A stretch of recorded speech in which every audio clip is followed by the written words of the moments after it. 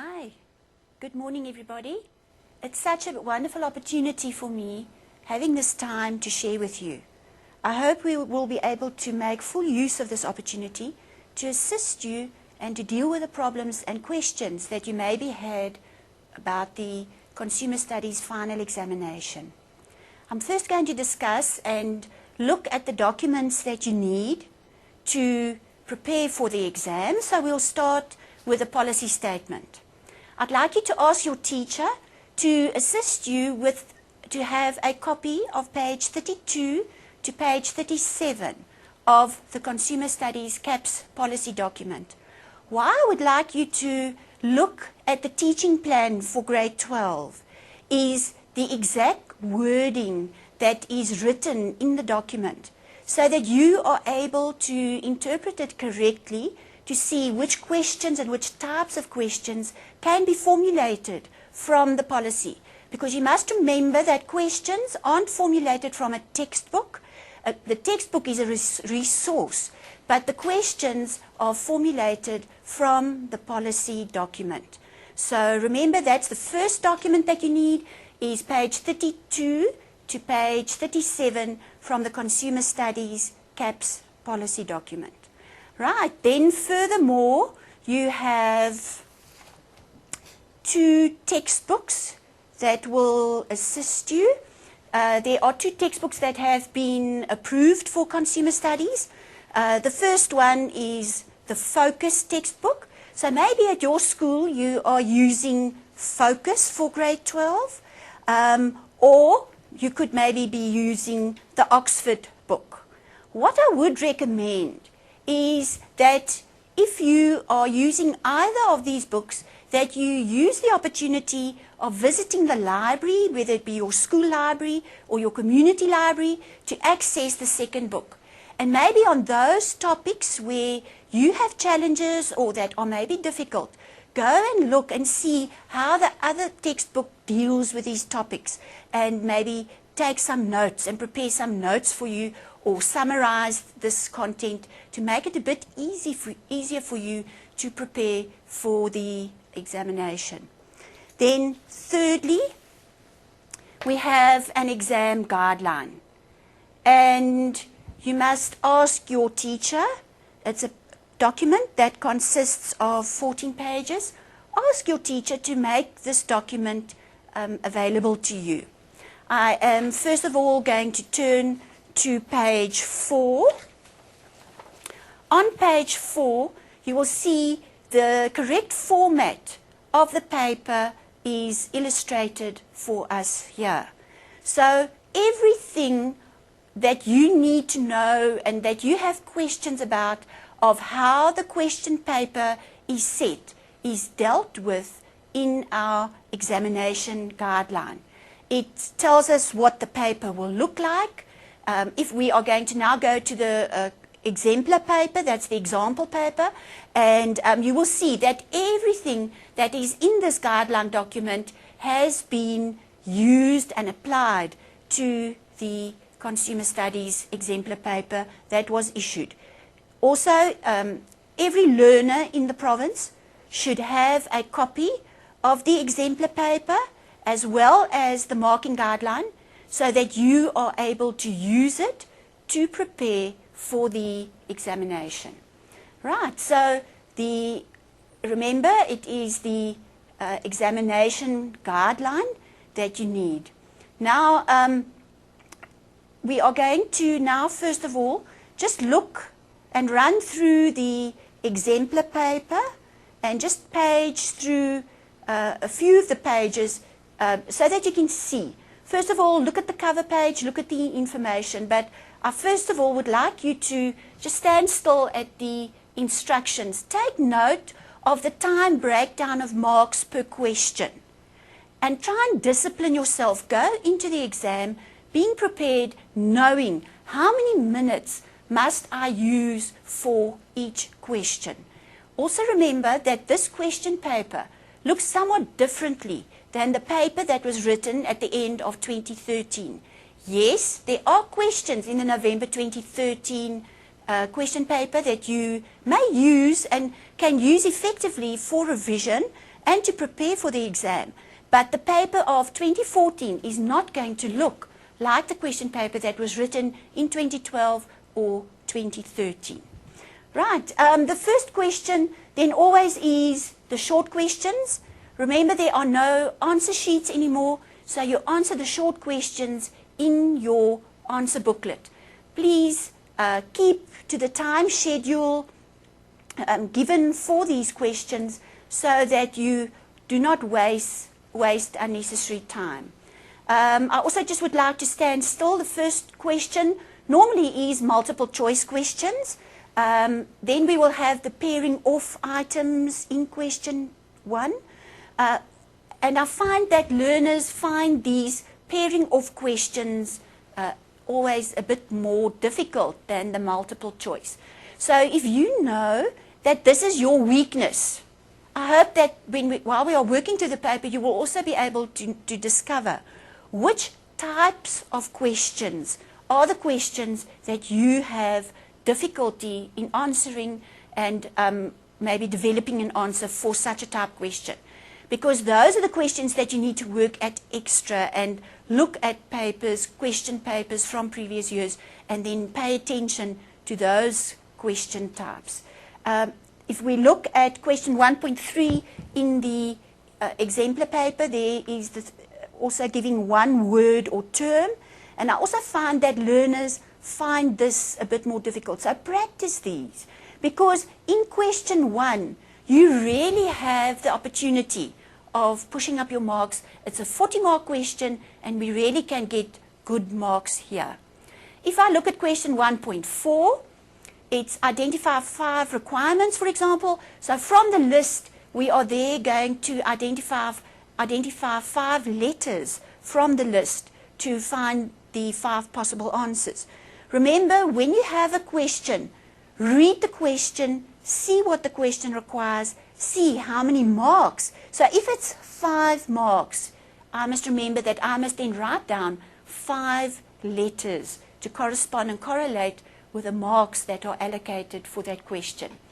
If I look at question 1.5, here we also again have one word or term, but formulated a bit differently than the one that was used in 1.3. So if we look at this all in all, the final paper is, question 1 is not going to look exactly like this one, but it's going to have the same question types. So please, if you know which question type in question 1 you battle with, please access previous papers, ask your teacher to assist you, and use these question types to practice. And also in the textbooks, there also are of all the different question types that you can use to practice with. If we go to question 2, which is section B, it is now about the consumer. Now, in the previous papers, the consumer section wasn't there at all, and this is now a new section. I would like to sensitize you on the section. This is a section where you really need to study the content very, very hard, because much of the topics covered here have abstract content, and we need to really study it well to be able to answer these questions. So this section needs a lot of study. Section C takes us to question 3, which gives us the food and nutrition. Question 3 always is the biggest underperforming question in the grade 12 final exam. I don't know why. The learners find this content difficult to study. We know now that it's difficult to study, so we need to pay more attention to it.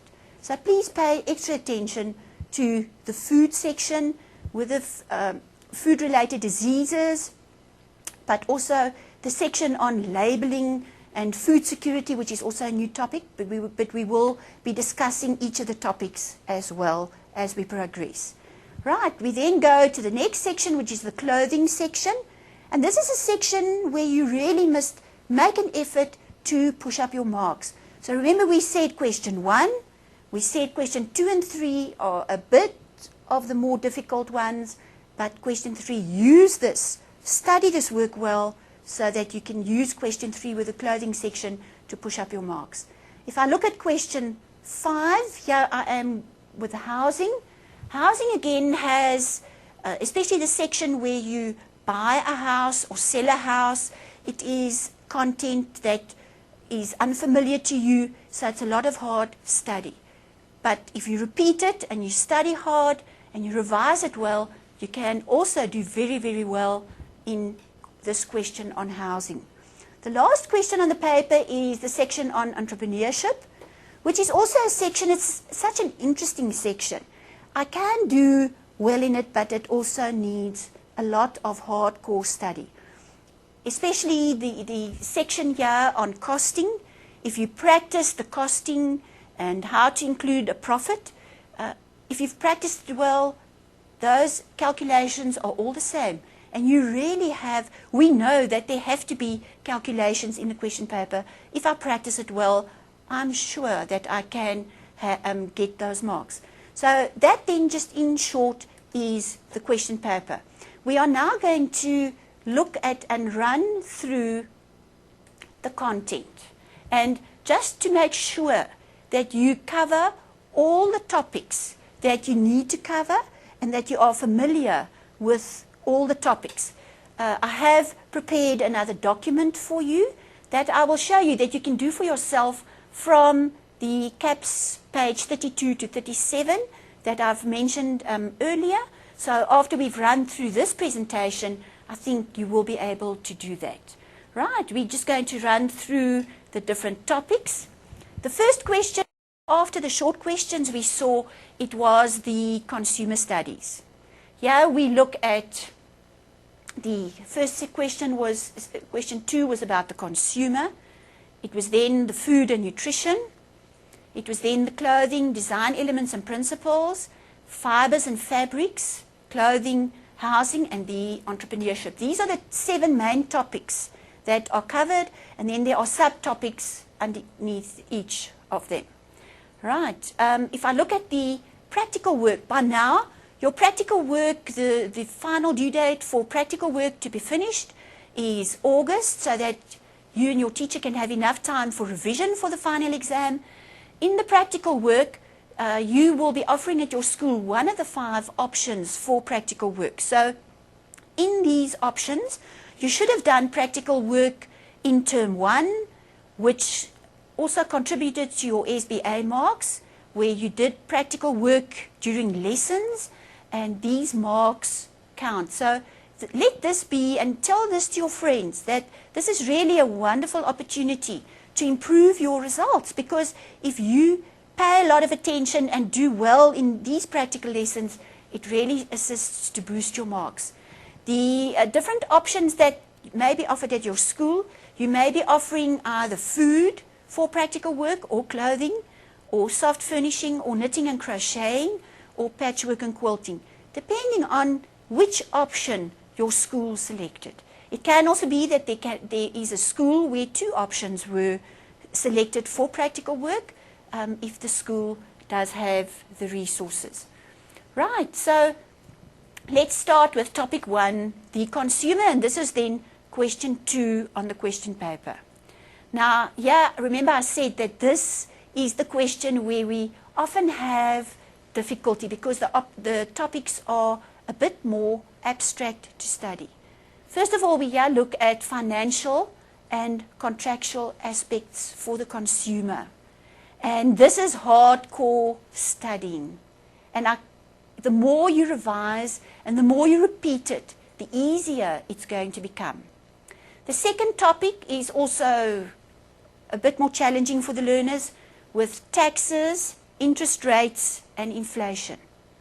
And these are also topics that are also difficult, but if you read the newspaper and you listen to the news and you know what's going on in our country, this will also make these topics a bit more interesting and easier for you to understand.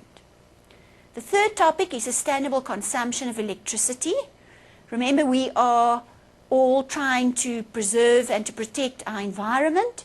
So sustainable consumption of electricity is very, very important, because the purpose of consumer studies is for us to be running a business at the end of the day. So the way in which you consume electricity in your business, apply this to your business as well, to your home, but also to your business. How am I going to ensure that my use of electricity in my business or in my home is sustainable? So look at the ways, alternative ways of maybe saving on your electricity bill, and what I can also do to contribute towards saving my environment. The next topic is sustainable consumption of water, which really is a very, very important aspect to every consumer in the street. So these are really very important topics for us in everyday life, but also in a business. And then last of all, municipal services, because if I run a business or if I have a home, I am very dependent on the quality of municipal services, right? Now, what I would recommend is that very often if you page through the newspaper or if you page through magazines, there are articles based on these. Read such an article and see that what you have learned in this consumer section. Can you maybe link the content in that article to the theory that you studied in this chapter and under this topic or under the subheadings of this topic? Right. We now go to the new content. And this is where the difficult part comes in. I've highlighted it and I've shown that it's new content. So if there's new content, and there's quite a lot of new content in this topic, it tells us that this content must be tested. So make sure that you are very, very well prepared. In spite of it being difficult, revise it and study it hard and repeat it a lot so that you are able to answer these questions, because at the end of the day, in the consumer question, you will be able then to do very well. I'm just going to look at some of the subtopics here. Types of contracts that are relevant to consumers. So even if you're not going to run a business, we are all consumers. So it's important that we are informed so that as a consumer, I am able to help myself and I'm able to protect myself. The more knowledge you have, the better you will be able to protect yourself as a consumer. The second topic is a cooling off period. To what does it relate? So go and study this and see, what does it mean in a contract? If I have a cooling off period, what does it mean? Exemption clauses, which are legal and which are illegal. Because remember, there really is a lot of fraud out there in the streets. So in running a business or as a consumer, I must be informed of what are these exemption clauses. If I have a business, how can I use these exemption clauses to my best advantage? What is unfair business practice? If as a consumer, I'm out on the street and I'm confronted by unfair business practice, if I don't know about it, I will not be able to understand that actually I'm now being disadvantaged as a consumer. What is the difference between a warranty and a guarantee? That's very, very important. What's the difference between these two? Then secondly, what is grey goods and what is parallel imports? You'll see that we are standing still here at a lot of terms. So terminology here is very important. I must be able to break down and define each of these terms that are listed in this list. Scams. Every day we hear and we read in the newspapers about scams, different types of scams that consumers should be aware of. And that's also a very valuable way to protect yourself. Stokvels. What about stokvels is legal? What about stokvels is illegal? And it's interesting if you go and look on the stock market and we see what a prominent place in South Africa stokvels play. It really is important that we know more about it. Pyramid schemes, legal pyramid schemes, illegal pyramid schemes. Which pyramid schemes in our country are not allowed? So be very careful that you don't be drawn into something that is illegal. Right, topic 2, food and nutrition. this food and nutrition part is very interesting, because if I know more about it, as a consumer, I will also be able to ensure that I help myself to have better health. Because it's interesting, if we look at the diseases that are most prevalent in South Africa, we find that most of them are food related.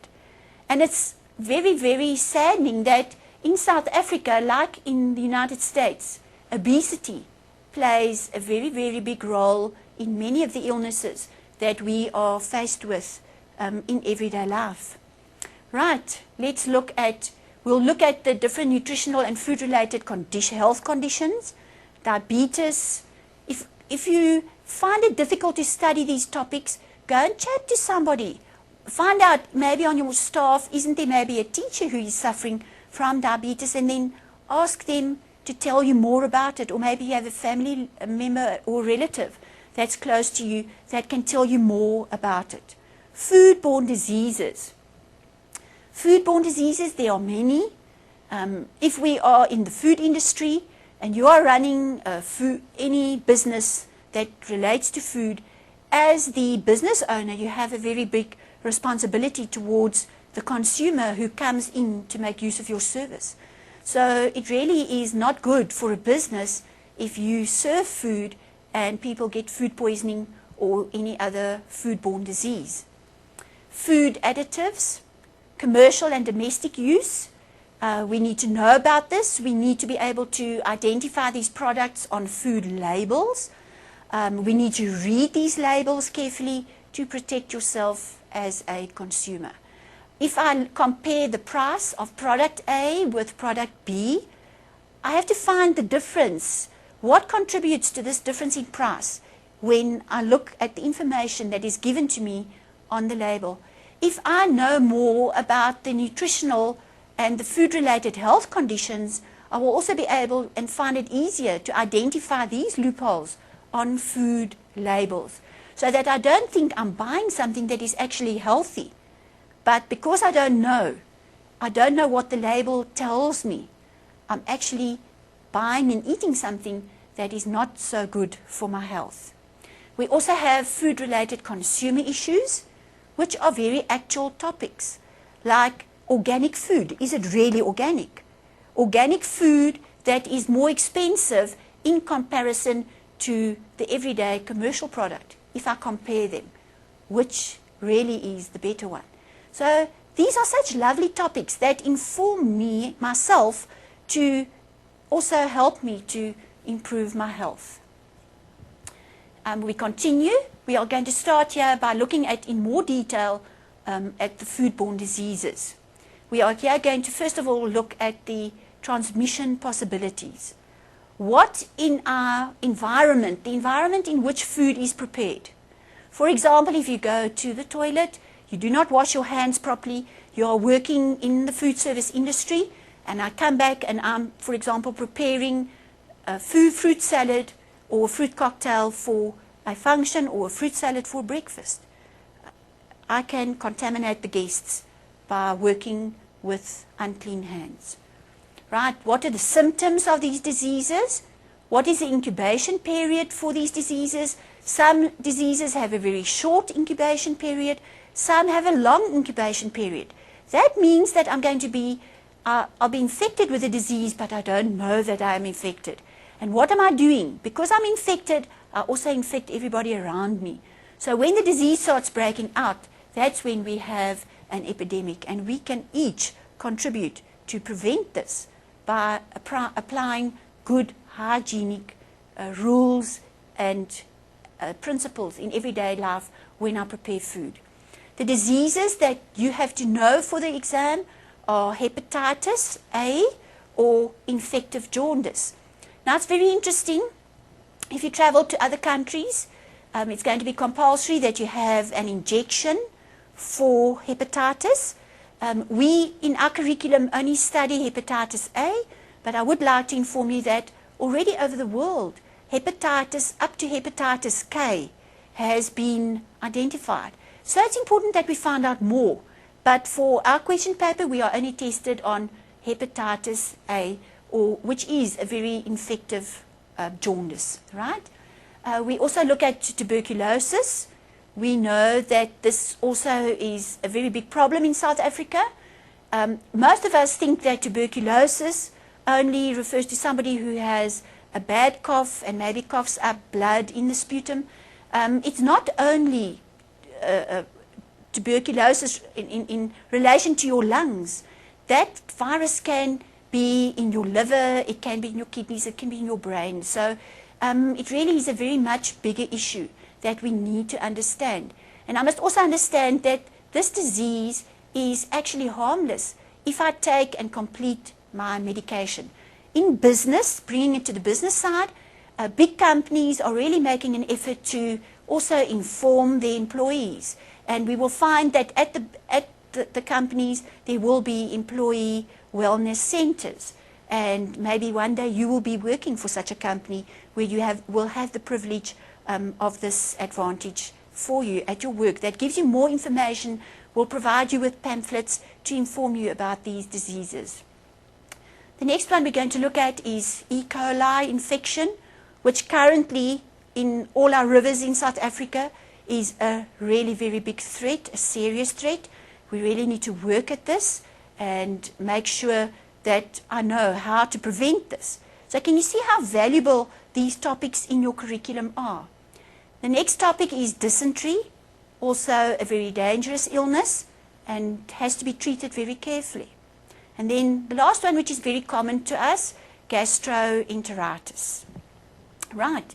So it's important that I know more about those topics for myself. So crack it and really make an effort to know and to understand those topics well. You are going to do so well in the paper if you are able to answer those questions. We go to the last section on the food-related consumer issues. These issues relate to the natural environment, but also to the economic environment. What is essential here is that I, first of all, must know what is my natural environment, so study that well in your textbook, and what is my economic environment. Because these two environments impact on public health. Right, yeah, this is where the topic that I mentioned previously, where genetically modified food comes in. What is genetically modified food? So study this. It's really very important that I understand the difference between genetically modified foods, GM foods, when they use the acronym. What's the difference between GM food and the conventional product? What is the difference between GM food and organic products? So again, looking at terminology. If you hear a term, you must immediately know what it means. Thirdly, we're going to look at irradiated food. Why is food irradiated? What are the advantages of this? What are the disadvantages of this? Is it good? Is it healthy to eat such food? At a school, taking it to school, if we look at your tuck shop at school, would it be good for your school tuck shop to sell GM food? Or should your school tuck shop rather be selling organically grown foods? Should your school tuck shop be selling irradiated products? Make an effort when you're walking through your local supermarket, look at the products on the shelves and see which ones are irradiated. We then fourthly come to a very, very big topic. A topic that is common all over the world, but a topic that is very important to South Africa as well. And that comes to food security.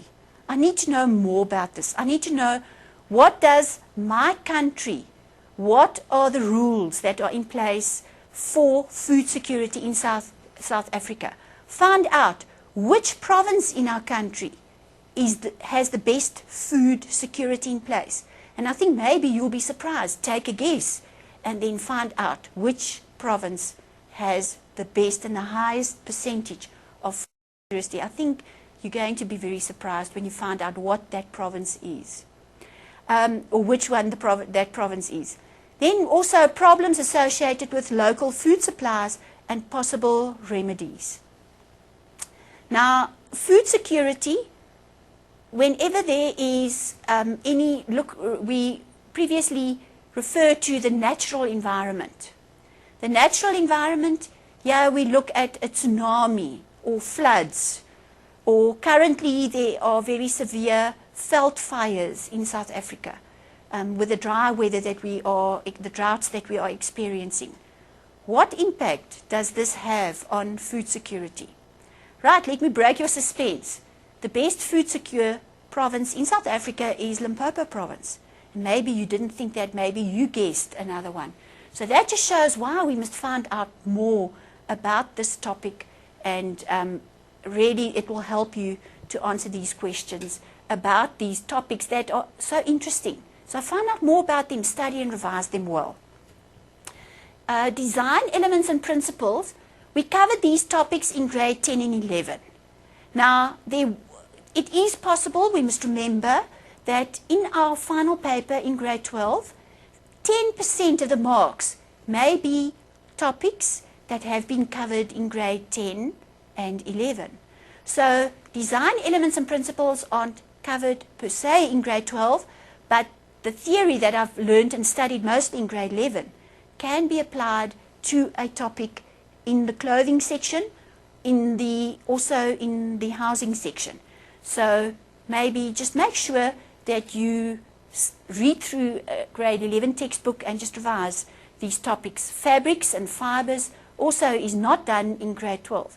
But you may be asked, for example, in grade 12 with clothing, we cover the fashion appearance and for the world of work. Because you are going out, whether you're a boy or a girl, you are going out and you're going to be confronted with the world of work soon, maybe sooner than you think.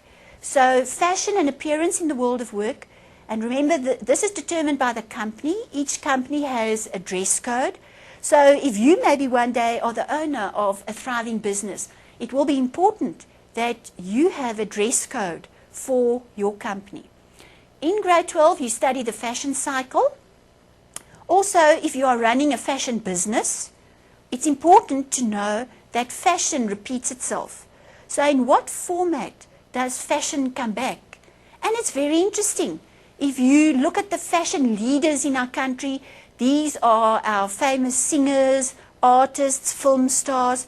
If you look at television, and these are the celebs that we see on television. See what they are wearing, because these are the trends that eventually also come down into what we have in corporate wear, but it's maybe just styled down into a classical design.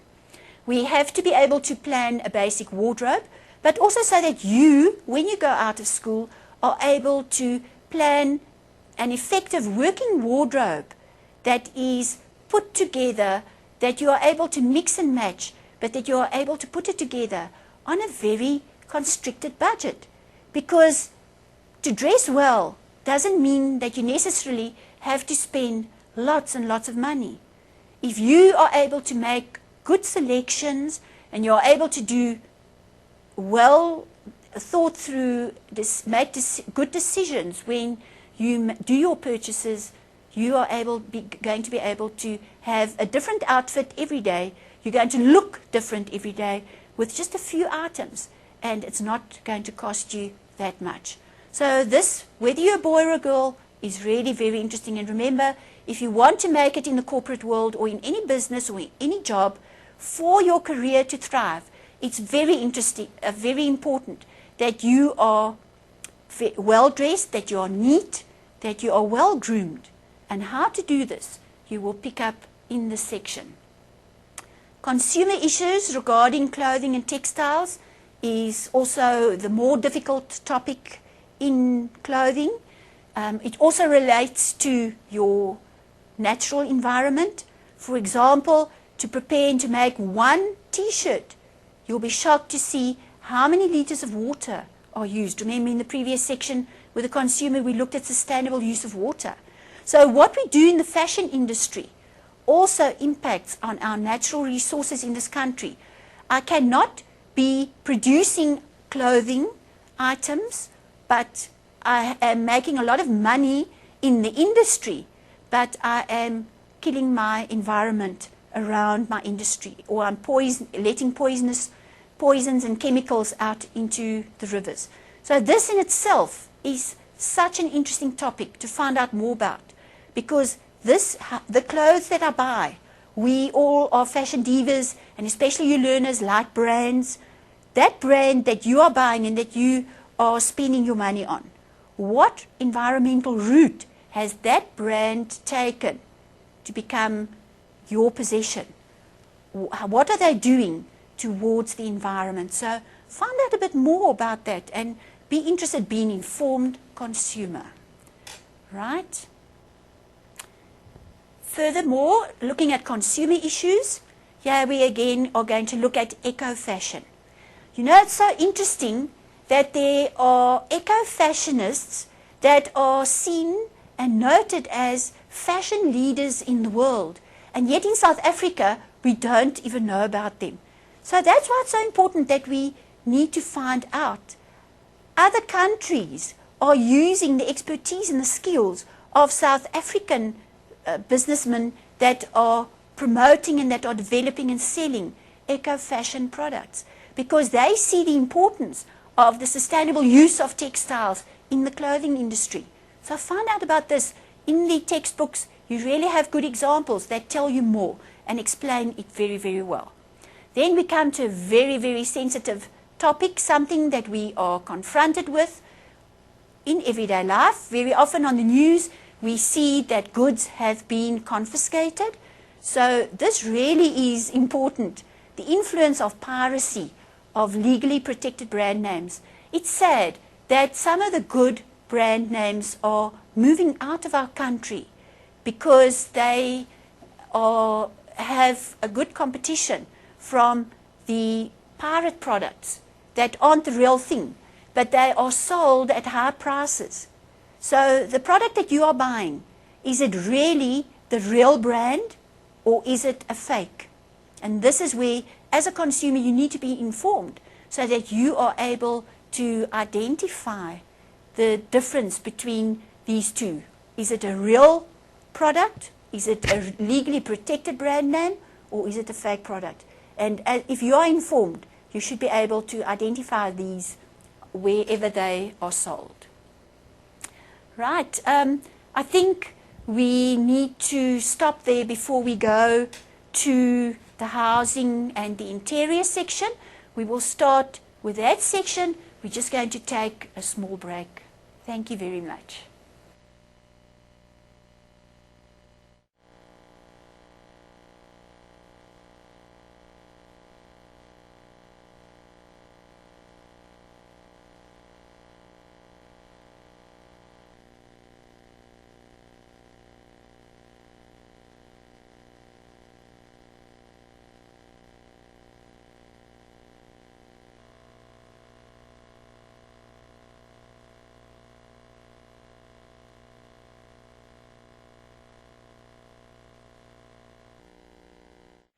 Hi, welcome back.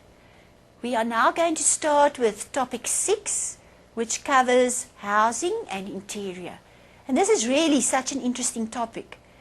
We first of all start finding out, when I want to buy a house, what are the different possible options? How can I buy that house? What are the rules? So again, as a consumer, I really gain a lot of information that I wish I had when I left school. So you really are privileged to gain this knowledge in the subject and make the effort to understand this and study it so that you are also able to answer these questions. We know every question paper, if you look at it, you will see there is 1 or 2 questions based on how to buy a house, whether it be full ownership or sectional title. Look into these different options and study the terminology and know the difference between them. If we look at the financing related to buying a house, when I want to buy a house, where does the money come from? How much do I need? What are the hidden expenses that I maybe find myself in a trap if I don't know about them? So that when I buy a house and I've been granted a loan, that I know what are the additional expenses that need to come from my pocket as the buyer. If I am the seller, What rules do I need to abide guide to? What rules do I need to know about so that I do not disadvantage the buyer? So this is important to the buyer, but also to the seller. Buying household appliances, yeah, it's not just about the household, it's also about the small business. What appliances do I need? When I go out to buy an appliance, what rules and knowledge do I need to have? What I also need to know here is when I buy an electric appliance, for example, what impact does the energy rating have? What are the signs that I need to look for? How is this advertised? What impact does this have on the price of the product when I buy any household appliance? I also look at financial and contractual responsibilities in buying furniture and household appliances. This especially applies to when I buy an appliance, or which is maybe a bigger piece of furniture for a bigger amount of money that I don't have, and I pay it off on a monthly basis. So there are different financial and contractual aspects that I need to be aware of. Buying household appliances, I also need to know about universal design. Universal design also is a term that I need to be very well informed of if I have a business. The term universal design, what does it mean? It means that every person coming into my business, into my restaurant, into my deli, into my coffee shop, the service and the premises and everything that I offer must be accessible to everybody. Is it accessible to a foreign tourist who maybe cannot speak English?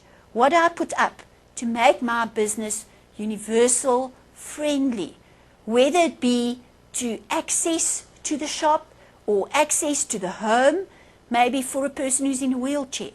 So find out what the bigger picture of universal design, what does it mean? How do I apply it in my home? How do I apply it in my business? Whether it is a small home industry business, whether it's a deli or whether it's a coffee shop or small restaurant. Maybe it's a home-based business where I have and I sell meals on wheels. So find out what does universal design mean and how do I apply it. So make sure that you understand this very well. This brings us to the last topic, topic 7, which then covers entrepreneurship. Now here I have to move from the business idea to produce and to market the product. Now remember, this basic background of the product has already started with the knowledge that I've gained in grade 10 and in grade 11. And now the knowledge that I gain builds onto that knowledge. So again, I come back and I say, remember, grade 12 content does not stand in isolation. The grade 12 certificate is a 3-year certificate. So make sure that when I study a topic, that you think back, what did I learn about this in grade 11? If I can't remember the basic facts about that topic, ask your teacher to assist you with a grade 11 textbook and just read through it to refresh your memory. I also have to know how to choose a suitable product. Maybe the product that I think is suitable is maybe not what the consumer out there wants. So it's not going to be effective or financially sustainable if I produce a product that no one wants to buy. So there's a lot of research that needs to go into this. How do I do a survey to find out what my target market wants, but also to identify who my target market is? Maybe my target market looks totally different from what I, as the seller, anticipated. So remember, the buyer of the product is always right. And I need also to look at my competition out there in the market. What are my competitors selling? My product, what's going to make it better? Why is the consumer going to want to buy my product rather than the competition's product? And these are aspects that I need to look into and to remember when I study this section. I need to know how to produce a good quality product. In a business, if I'm, for example, selling cupcakes, the cupcakes that go out of my business today must be the same cupcakes, the same quality, the same size tomorrow. If I produce shirts, the same level of neatness and construction that I have in this product today must be present in the product tomorrow. So quality control in every product is essential to have a successfully running business. I must know how to develop a marketing plan according to the 5P strategy, marketing strategy. I must look into the strategies. Are they user-friendly and suitable for my product? Because remember, each product lends itself towards a different marketing strategy. So as a consumer or as a small business owner, I must find out, how am I going to get my product onto the market? How am I going to market it effectively? How am I going to get the effective marketing strategy for my consumer target market out there? Then finally, I come to the financial feasibility, because I cannot produce a product and sell it at a loss, because then my business is not going to make it. So, and it's also interesting. Many small business owners think that I'm going to be rich within a year. That's not true. It takes 3 years, and that is why so many small business owners or entrepreneurs in South Africa don't make it, because they give up. The same principle that applies to you in your final grade 12 examination is never give up. Keep on trying. Look at new ways to study. Look at new ways to market your product. So these are really important and essential characteristics that I need to look at. Interpret a best sales scenario. Now these are going to be the more difficult questions in this section. You will be given a scenario that will either show a best sales scenario, and you will be asked to comment about it or to interpret. Remember, the word says interpret. When I look at interpret, what does it mean? If as a learner, and I'm answering the question paper, if I have to interpret something, what must I do? And these, we will be looking into those terms after this. Interpret a cash flow projection. Again, we will have a scenario with a certain cash flow projection given, and I will be required to analyze it or to evaluate it. And if I evaluate or analyze, I need to interpret the cash flow projection that is given to me. And then, remember, you have to come to a conclusion. So we are going to now quickly look at some questions like that. But before we get to the question papers, I want us to, first of all, now just look at a typical question. I'm here in the exemplar paper on question 6, entrepreneurship. Let's look at the questions. Here, 6.1, the first question starts with define. You will see that every question starts with a verb. Now that verb requires an action from you. It requires you to do something. So what is the difference between define and describe? If the question asks me to explain, how does it differ from when I have to state, when I have to name, when I have to list? So these action verbs that I use to answer questions with are very important that I understand. What does it require me to do to develop the answer? And we looked previously at different question types, and we are now going to progress and look furthermore at the different question types. So if I look at a question, I see that first of all, let's look at this question 6.1. It says define the term target market. Now, in every question, you as the learner need to break that question down, because there will be an action verb. It tells us what we must do to formulate the answer. But then I must also find the content. That's the content that you've been studying from your textbook. If it says define the term target market, I must then know that it is the theory and the knowledge that I've gained about target markets in that specific section of work. Let's look at the second question. It says, describe the term product specification. Describe. So, product specification, how am I going to describe it? So, that then brings me to the next section where I'm first now going to look at the section where I just want to quickly download a list with the different action verbs that we didn't do previously. Let's just explaining action verbs. I want you to please to ask your teacher to look at these different verbs. These are the more difficult ones that I can possibly have in a question paper. For example, if I'm confronted with the term compare, maybe the word compare is not used, maybe the word show the difference is used, but it means I'm going to compare. Remember, when I compare two things, it always is wise to put such an answer in a table with, if it's 3 things to compare, you have 3 columns. If it's 2, you compare the 2. So always look at what the question requires of you. If the question says, for example, contrast, it means you must show the differences. If the question says criticize, it means you have to give an opinion. So you must criticize if the question requires you to do so. Here we have defined that we saw just now. I'm going to look further here. I have describe.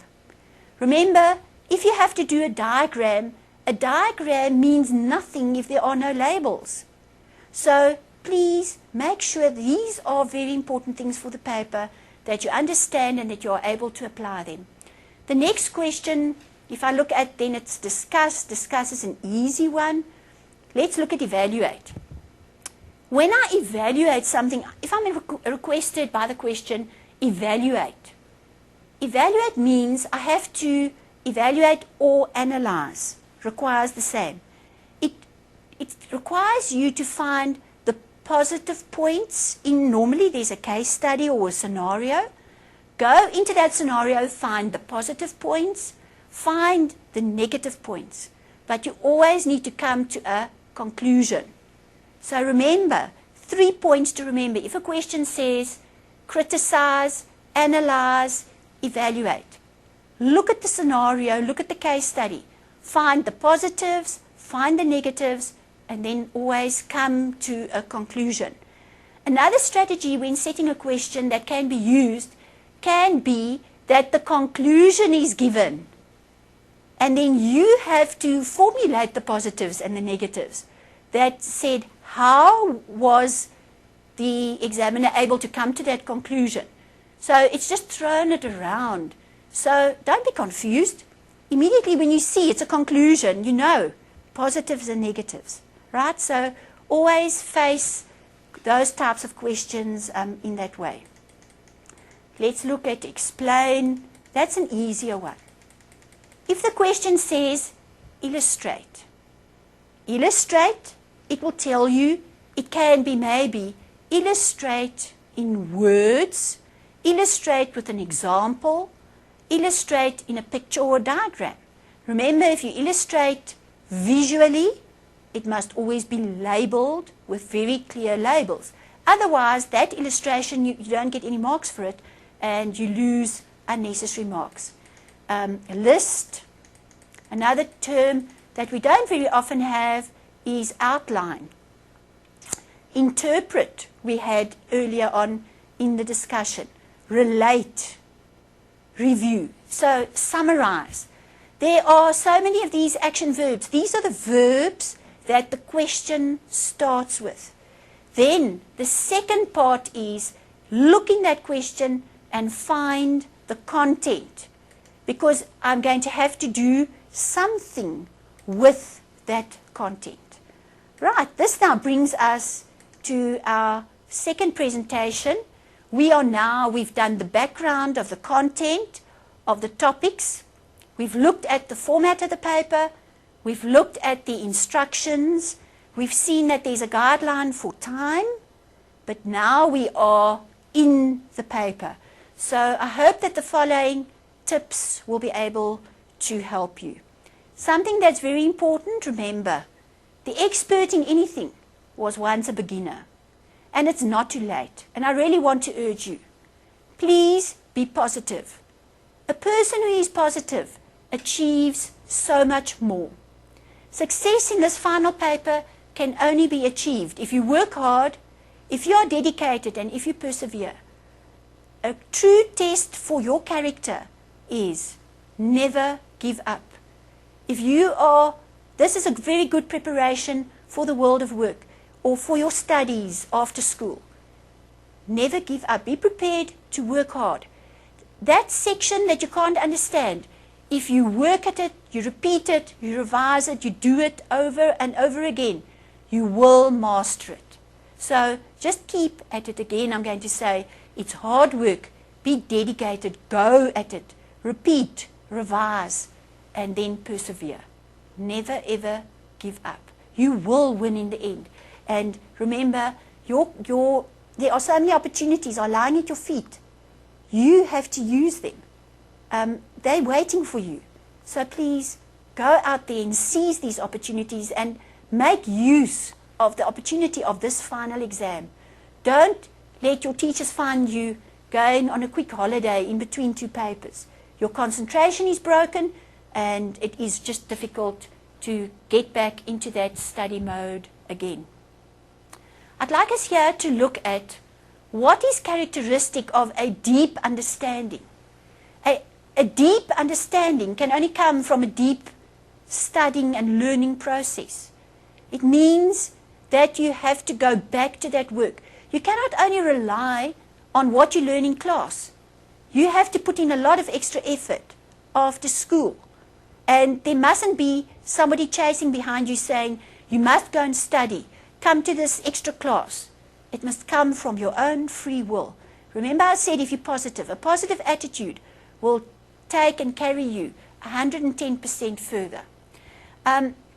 If you have a good understanding of the work, you will be able to understand the topics that I've just referred to. But you will also have the ability to interact critically with the content. And that's the point where I need you to get to. You can only interact with content if you know it and if you understand it. And this is what learners often complain about. They say, but these questions in the question paper aren't what we have in our textbook. That's right, because not everything can come from your textbook. About 50% of that knowledge is applied. So I must know that I'm going to be confronted with these types of questions, and that's why it's important that you make sure that you have a copy of the marking guideline for the exemplar paper as well as an example of the paper. I know that in the question paper I'm confronted with different types of questions. So in looking and in discussing different types of questions, I must know that there are different types. I'm going to be better at some than at others. And this is what you need to discover with the assistance of your teacher. Ask your teacher to help you. You can also do it by looking at your question paper that you wrote in June and that you wrote in September. If you look at the sections, there was question 1, which is always the short questions. How does the marks that you achieved for your short questions compare with the marks that you achieved in the long questions? You had long questions in covering different topics and sections of the work. Which were your better performing sections? Because that will also give you some idea. When you have and you know which of these topics you've mastered better, you also need to look at the different types of questions. Some are just plain, simple, factual recall. We saw with the short questions that we looked at multiple choice, matching questions, data response. And the more difficult ones and things that you need to look at is how to interpret information in a table, in a diagram, or in a graph. Practice these. Look at questions like that from previous papers and see how to answer them. We must also know that we definitely, with the whole language issue and the whole drive to improve language in South Africa, and especially the use of language in our question papers, we know that we will also be confronted with answers that require a longer answer, where I need to write a paragraph. So make sure if the question asks you to write a paragraph, that you write a paragraph and then not list, because that then will lead to you losing unnecessary marks. Some of the other questions is data response, also types of questions that learners find sometimes very difficult. If you have a picture or a cartoon and it's a visual picture and you then have to relate the visual to a verbal response, that often is also difficult. I am going to do such examples with you now. Then numerical questions, where, like costing, for example, is a very good example there. Critical evaluation of something, where a product is maybe successful, you have to say, why is it successful? Maybe it's not successful, you have to be able to say, why wasn't it successful, and what would make it successful? So those are critical evaluating types of questions. Remember, I said here, verbal, I must be able to relate to visual in a picture or in a diagram, but visual, I must also be able to relate into a verbal response. I can have closed answers, open-ended questions, where you are requested to give your opinion. Seize the moment and grasp a question like that, because you then really have the opportunity to write your thoughts and what you feel about the scenario or the question posed to you. We have some questions that are more creative, and we can have these like with the clothing and fashion, where you are asked to maybe to compile an outfit, or put an outfit, design an outfit, or you are asked to critique an outfit. Maybe there are issues in the outfit that are not correct, and then you are requested to improve it. So these are all the real life scenario types of questions that we are faced with. If I look at the question paper further, what maybe you as a learner don't always understand, that this paper, by the policy that we referred to first of all when we started, is required to meet a certain standard. We refer to that as the cognitive demand. And what does the cognitive demand of the paper, what does it include? It requires you to have studied and mastered all the content that's in the teaching plan in the policy document that I referred to on page 32 to page 37. But questions are posed at different levels, different cognitive levels, like level 1 questions, where the questions come directly from the textbook. Then we move on to level 2, where the question, you first have to have the knowledge of the question before you can reflect understanding of the topic.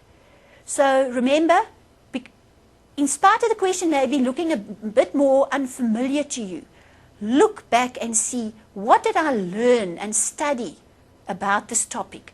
Because that is the knowledge that you need to use to apply to the scenario given to you that you maybe have never seen before.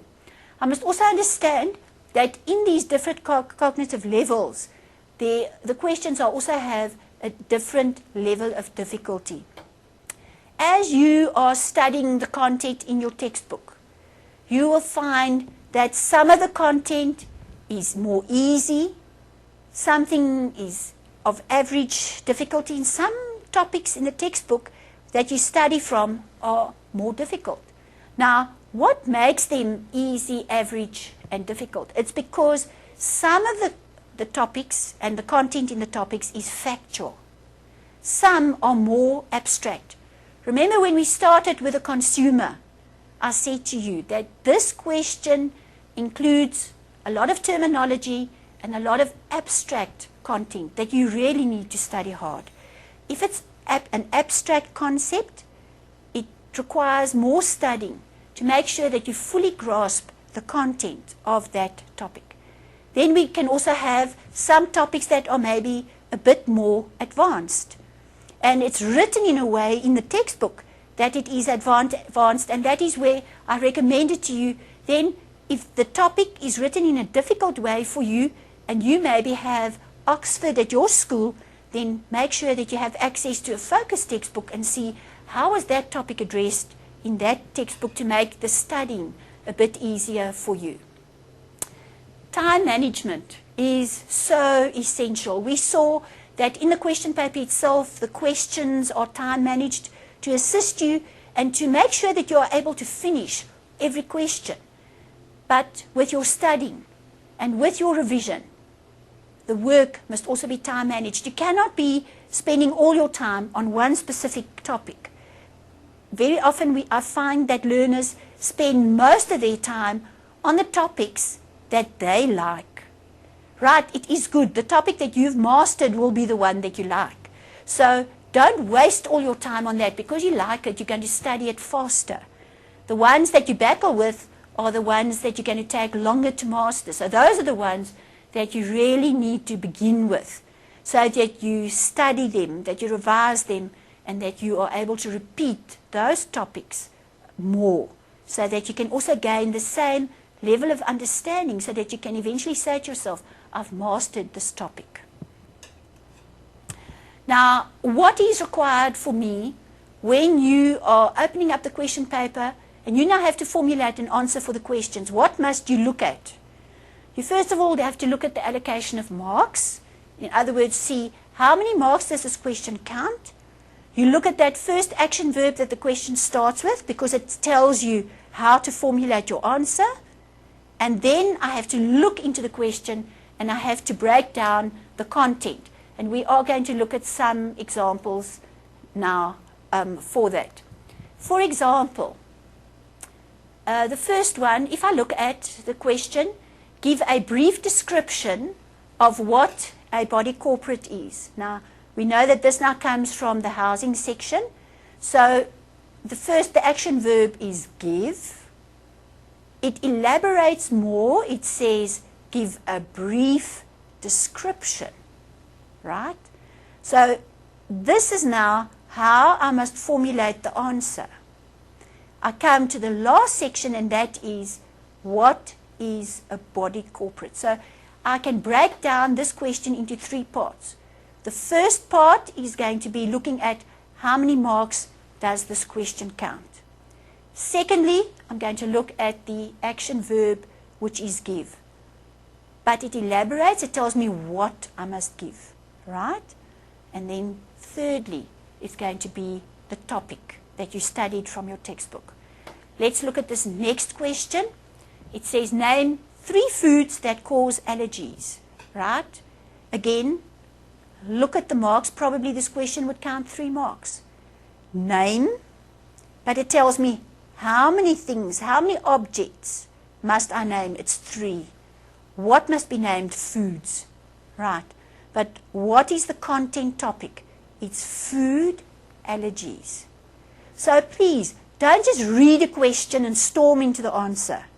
Look at the question, break down the question, and look at the other factors that I've just related to.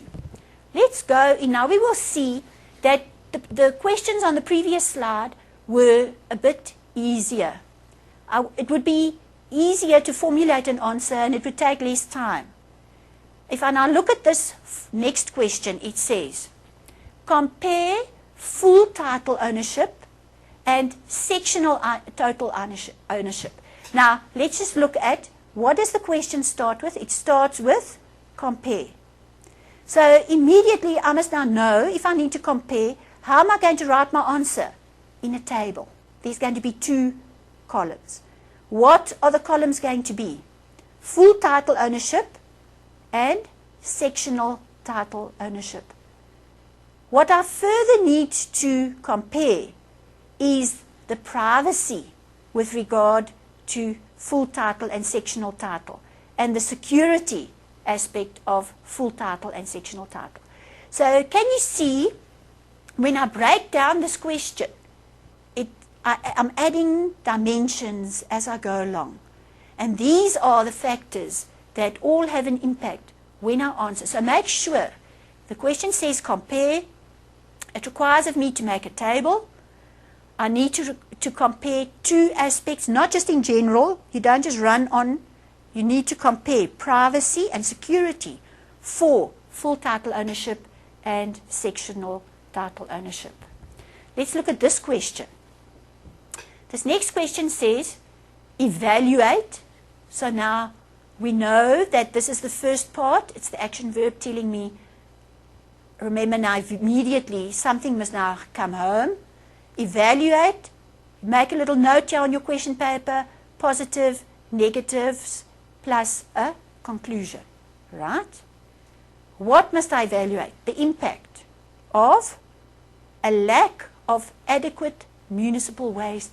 So what you can do is to add brackets and break down the different sections of the question. Adequate municipal waste storage systems. The impact of this on the natural environment. So first of all, I must know what is my natural environment. And if I don't have proper waste storage systems, what impact is it going to have on my natural waste, my natural environment, sorry. And what impact is this waste going to have on my economic environment? If I don't break down the question, you will find that you are forgetting about some of the aspects in the question, and you don't then provide a full answer. And then you actually did have the knowledge to answer the question, but because you didn't take the effort to break it down into smaller parts, it just looked to you like a very difficult, big and complicated question, which it actually isn't. It's an easy question, but I had to understand, what does evaluate mean? What must I do? And then how do I identify the content topic parts? We're going more difficult as we go along. I've now put in one on food security. Let's look at the question. First of all, there's a leading paragraph given that says, the South African Constitution states that every citizen has the right of access to sufficient food and water. I must now remember that that is a consumer right. It's built into the consumer rights, and it's put into, and it's the responsibility of our government to give, it's stated clearly in the South African Constitution. So it's a right that we have, this access, right? Now the question comes. It says, express your view. Now this is the type of question that I said to you just now, go for it. Because here you are able to pull this scenario that was given to you to pieces.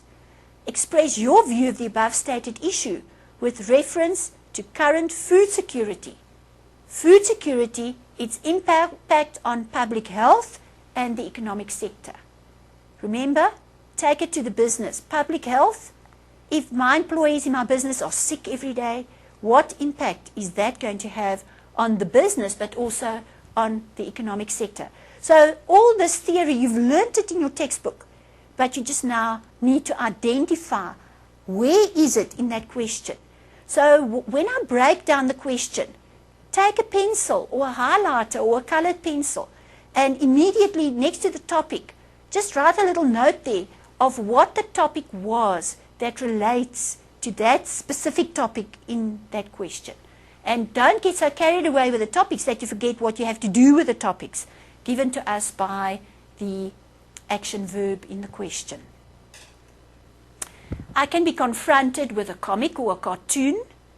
The question says, comment on the sustainability of a small business reflected by the financial feasibility study in the cartoon. Now, look at the cartoon. We have two people here in discussion, and we have this line coming down. So obviously this line is a graph that reflects the financial position of this business. And now, because it's a cartoon, find the humor in the caption. It says, we could tell them it's a crack in the projector lens. Because does it look as though this business is successful? If I look at this graph reflected here, no, they're crashing into a picture of gloom. So this is an example where I take a visual presentation, and I'm now going to formulate my answer in written text.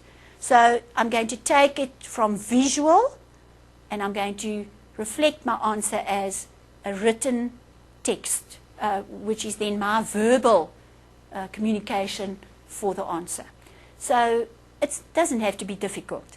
but look at the picture, see what it says. But again, we could tell them it's a crack in the lens. We see this graph is going downhill. It's a small business. Financial feasibility. What does financial feasibility mean? If I can put those topics and the terminology together, wow, already you can answer that answer. So that's why I said you have to comment. You are able to discuss. So don't run from questions as these, because here you really have an opportunity to really get good marks. Here again is another example. In a text box, you will be confronted with a picture like this. Lots of little labels. It says, for eyes, take with food, do not take with nitrates. So immediately, this reflects to labeling, and that I must be able to read a label, and I must be able to interpret the label, the information on the label. So I can also be confronted in the question paper with an illustration of a label, and then I'm asked to comment about it. I'm maybe asked to interpret the information. I may be asked to evaluate the information to say, we know what the label actually should look like, and now the information given to you is maybe lacking in information. So what you learned was what must be on a label. Now I'm confronted with this picture that I've never seen before. So immediately I must know it's about labeling, it's about nutrition, nutrients, and maybe supplements that you are taking. So don't open up when you look at these pictures, and don't think and be nervous and think, wow, it's too difficult, I'm not going to be able to do it. Remember, let's go back to the slide we started with. It said, the expert in anything was once a beginner. So please don't forget about that. I want us now to go back to the analysis. This is a table.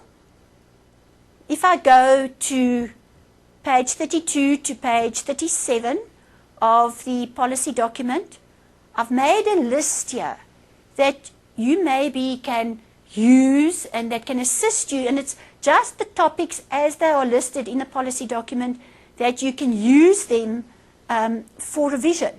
So in this little block, I would, for example, okay, I'm now revising a contract, I'm going to tick it. So this can be a very valuable tool when you are preparing for the question paper and for the exam to make sure that you have covered all the topics. You will see here on the left-hand side, I've indicated for you this topic was covered in term 3 in week 7, and this topic was covered in week 6. So this is just the information that is indicated in the CAPS policy document, but it's just also to show you how can you use this as a valuable revision tool to make sure that when you are studying that you cover all the important topics that you have to study that can be included in the question paper. So let's summarize. We started off with important documents. First of all, it was the exam guideline that assists us and tells us more of what we should do, what we are confronted with in the question paper, that we work through the exam guideline, that I work through the content in the policy document on page 32 to page 37, that I have the exemplar paper to assist me, and then you may go back to these presentations that you have been given now. And by using these, they should really be able, everyone should be able to prepare well for the exam. We will be having another follow-up session where we will, in the next section, be looking at the topics that I find that you have difficulty with in the exam. And we will be going into more detail in how to revise those specific, more difficult topics. I thank you, and I hope that the session has helped you and will assist you to prepare for your final examination. Don't forget, be positive, All these opportunities are lying at your feet. Please seize them. It's never too late. Don't think that you made mistakes in the past, that it's too late. It's never too late. Remember, keep at it. Persevere, be dedicated, and be positive. And you will make a success. Thank you very much.